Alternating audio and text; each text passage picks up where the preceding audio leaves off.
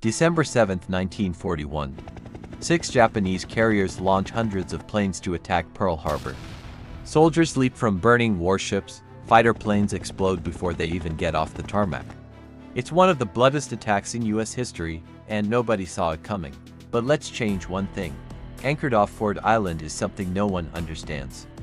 A 100,000-ton nuclear-powered supercarrier from the year 2017. The USS Gerald R. Ford dropped into a battle it was never meant to fight. So what happens when the most advanced carrier on Earth is unleashed? During one of history's most infamous attacks. Can it turn the tide of war, or is it just one carrier against 6? The Gerald R. Ford spans nearly 1,100 feet, about 3.5 football fields long.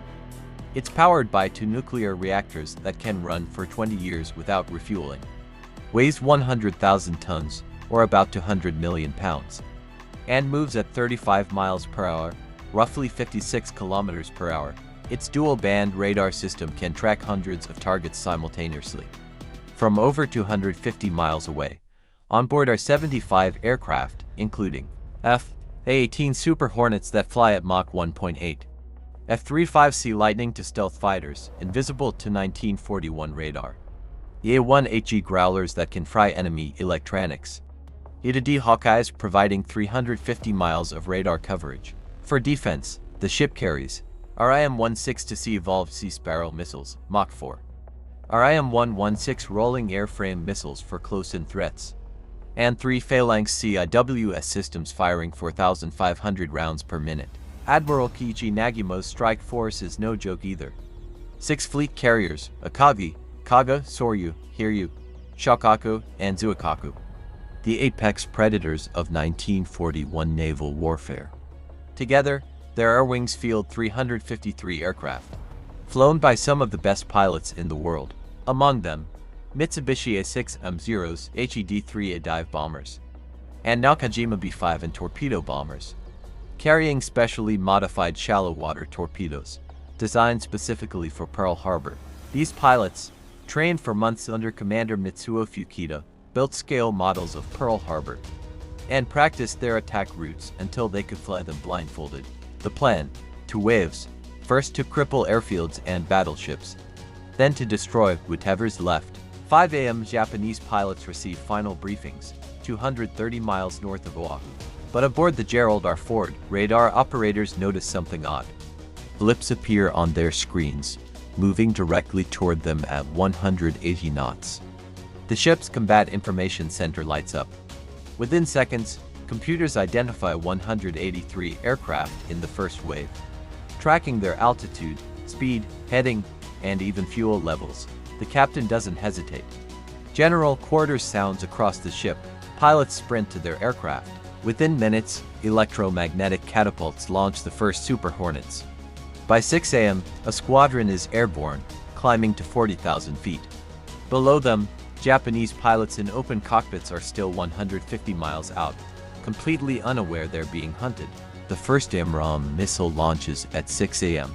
From the Japanese perspective, Petty Officer Takashi Maeda checks his fuel gauge when the plane beside him disintegrates. No warning. No enemy in sight. Panic spreads. The formation they practiced for months collapses in seconds. Super Hornets engage from 30 miles away. Firan forget radar-guided missiles doing the rest. Commander Fukita tries to rally his men over the radio, but suddenly, there's silence. The A-1HE Growlers have arrived, jamming every Japanese transmission. Now the attackers are deaf, blind, and dying one by one, before Pearl Harbor even comes into view. The first wave has lost 60 aircraft. Still, they press on. As the survivors approach, they meet the Ford's next line of defense. F-35C Lightning E's, circling at 15,000 feet. When the Japanese finally see their enemy, it's already too late. Infrared missiles lock onto engine heat. More Zeros fall from the sky, trailing thick smoke. Torpedo bombers drop to sea level in a desperate final run. But the Ford's Phalanx CIWS activates. Thousands of tungsten rounds tear apart anything within a 3-mile radius. By 8 a.m., when history says the attack should peak, Battleship Rue remains untouched. Only a handful of planes make it through, their bombs splashing harmlessly into the harbor, or striking already alerted anti-aircraft positions. Meanwhile, The Japanese carriers, radar jammed, have no idea what's happening. Assuming success, they launch the second wave. 8 a.m., Lieutenant Commander Shitakazu Shimizu leads 170 aircraft south. But now, every one of them is being tracked. Growlers jam communications. F-35Cs and Super Hornets wait above, forming a deadly kill box. When the formation enters Pearl Harbor's airspace, it's annihilated, not just by jets, but by every alert gun on Oahu. Tracer fire weaves across the sky like a storm.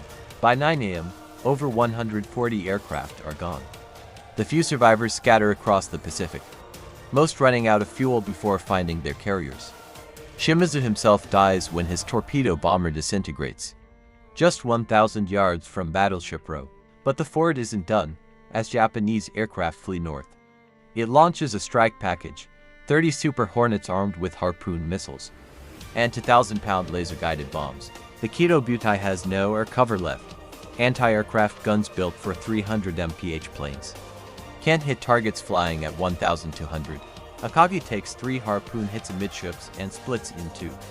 Moments later, aviation fuel detonates. Within 20 minutes, 4 carriers are burning.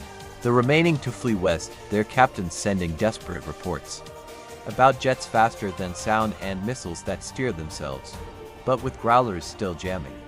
The only people hearing those messages are the ones standing beside them. When the smoke clears, the Battle of Pearl Harbor has become Japan's worst naval defeat.